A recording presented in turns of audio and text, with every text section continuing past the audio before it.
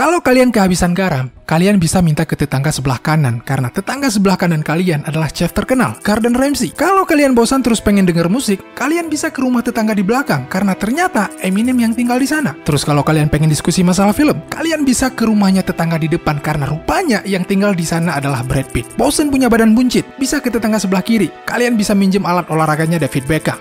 Bukan. Ini bukan gambaran ketika kalian tinggal di alam mimpi. Ini adalah realita yang akan terjadi apabila kalian tinggal di Beverly Hills, sebuah area mewah di kawasan Los Angeles. Tapi kondisi ini tidak menjamin mereka bebas dari yang namanya demonstran. Bukan karena Gordon Ramsay korupsi sembako atau gara-gara David Beckham menyalahgunakan dana BLT. 510 orang berkumpul di depan Dolby Theater Beverly Hills tepat sebelum acara penghargaan Oscar digelar menuntut kesejahteraan visual effect artist. Alah bang, itu berita lama itu, tahun 2014. Oh, oke, gimana dengan yang ini? Ini bukan tante-tante biasa yang suka nyusahin suaminya karena terus-terusan minta beli PCX. Ini adalah Victoria Alonso, kepala bagian visual effect dan animasinya Marvel. Dia dipecat beberapa bulan yang lalu setelah bekerja hampir 17 tahun untuk Disney dan Marvel. Bukan cuma pejabatnya yang bermasalah, banyak juga pekerja-pekerja di bidang visual effect yang akhir-akhir ini mulai berani untuk speak up mengenai betapa kejamnya industri visual effect. Dampaknya, semakin kesini, kualitas visual effect sebuah film itu semakin kesana cuy.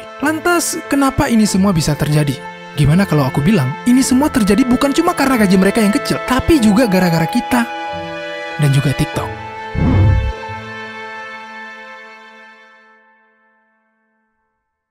Sebelum seperti sekarang, film adalah suatu hal kompleks yang dieksekusi secara sederhana. Mau buat film horor, silakan cari makeup artist yang bisa mengubah wajah bintang filmnya menjadi setan. Mau buat film lucu, tinggal seleksi bintang film yang punya kemampuan berkomedi. Mau rilis film action, si filmmaker cuma perlu menulis cerita yang epic dan mulai mencari aktor yang punya skill bela diri. Tapi seiring waktu berjalan, filmmaker ini mulai berpikir lebih luas. Gimana kalau kita buat film yang latar tempatnya itu di luar angkasa? What if, jika di luar sana ada teknologi filmmaking yang memungkinkan para filmmaker ini untuk menciptakan apapun yang mereka mau? Apa yang akan terjadi jika suatu saat nanti akan ada masa di mana satu-satunya keterbatasan hanyalah kreativitas dan pikiran? Sebuah pertanyaan yang sulit dijawab ketika komputer dengan spek tertinggi pun masih memiliki RAM 2 MB. Inilah yang mendasari pengembangan CGI atau visual effect, kreativitas tanpa batas. Detik jam bergerak, hari bergeser ke minggu, minggu berganti bulan, tahun pun bergerak ke depan. Angan-angan filmmaker zaman dulu perlahan mulai terwujudkan. Bermula dari visual effect yang sederhana hingga berkembang menjadi CGI dengan detail yang sempurna. James Cameron menunda 15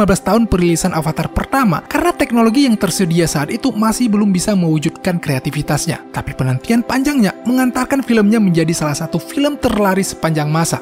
Laris, kata yang terdengar sangat manis di telinganya para kapitalis. Perlahan, alat yang sebelumnya dimanfaatkan filmmaker untuk mewujudkan kreativitas diubah menjadi senjata mematikan oleh kaum kapitalis. Keadaan ini bahkan lebih sempurna ketika teknologi yang sebelumnya hanya mampu dijangkau oleh perusahaan besar berubah menjadi teknologi pasaran yang mampu dikuasai oleh banyak orang. Di fase pertama dan keduanya, Marvel cuma merilis 6 film di masing-masing fase. Tapi karena mereka sadar teknologi visual effect atau CGI semakin dikuasai oleh banyak orang, Marvel mulai semakin ngepres visual effect artisnya dengan menambah kuantitas film mereka di fase ketiga menjadi 10 film. Bahkan angka tersebut meningkat menjadi 18 di fase keempat. Nggak ada pilihan lain bagi visual effect artist selain mengiyakan, karena mereka tahu sudah banyak calon pengganti mereka berantrian di luar sana apabila mereka melakukan penolakan.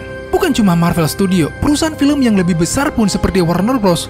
juga melakukan hal serupa. Dari tahun 2010 hingga 2020, mereka telah memproduksi 334 film. Padahal di periode 90 hingga awal 2000-an, mereka cuma memproduksi sekitar 217 film.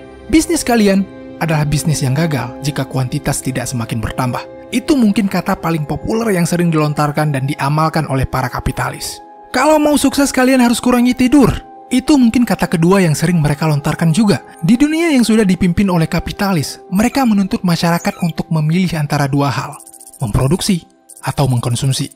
Tentu aja lebih banyak orang yang mengkonsumsi, karena konsumsi lebih gampang ketimbang memproduksi. Salah satu hal yang paling sering dikonsumsi masyarakat selain gorengan dingin adalah sosial media. YouTube, Instagram, Twitter, TikTok, Thread, bahkan micet. Sesuatu yang selalu ada di dalam jangkauan kita. Tidak seperti gorengan yang hanya menyebabkan kegemukan. Konsumsi sosial media yang berlebihan menyebabkan otak penggunanya mengalami banjir dopamin. Ada sekitar 4,76 miliar pengguna sosial media di seluruh dunia, cuy.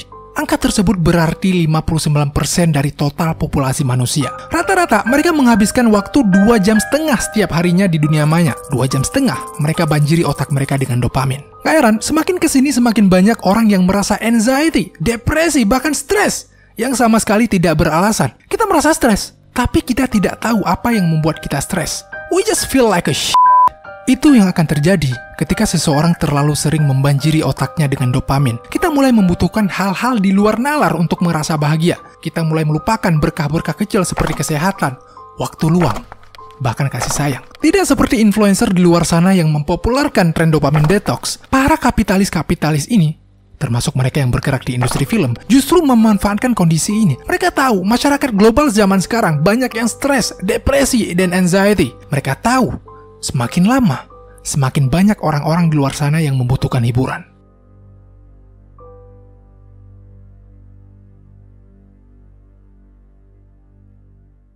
Kapitalis sudah mendapatkan keduanya, CGI atau visual effect sebagai senjata, dan masyarakat sebagai target sasaran. Tapi kapitalis ini bisa diibaratkan sebagai jenderal. Bukan tugas seorang jenderal untuk mengangkat senjata. Disitulah seorang jenderal membutuhkan para tentara. Dan dalam hal ini, visual effect artist. Ada dua komponen utama yang menjalankan mereka. Ibarat motor yang membutuhkan oli, visual effect artist membutuhkan kemampuan teknis untuk menyalakan mesinnya. Tapi hal yang lebih penting daripada oli adalah bensin. Dan yang menjadi bensin dari seorang visual effect artist adalah kreativitas. Sesuatu yang tidak akan didapatkan jika bekerja di bawah tekanan dan keterburu-buruan. Mereka butuh waktu untuk menganimasikan secara detail bayi-bayi yang berterbangan di film The Flash. Mereka tidak boleh ditekan supaya bisa memikirkan gambaran yang menarik ketika anaknya Heimdall berkomunikasi dengan Thor di film Love and Thunder. Mereka butuh ruang deadline yang luas untuk mencari cara supaya kumisnya Henry Cavill bisa dihilangkan dengan proper di film Justice League. Cuma Justice League yang mampu menghukum villain-villain di universe-nya DC. Dan cuma kata rugi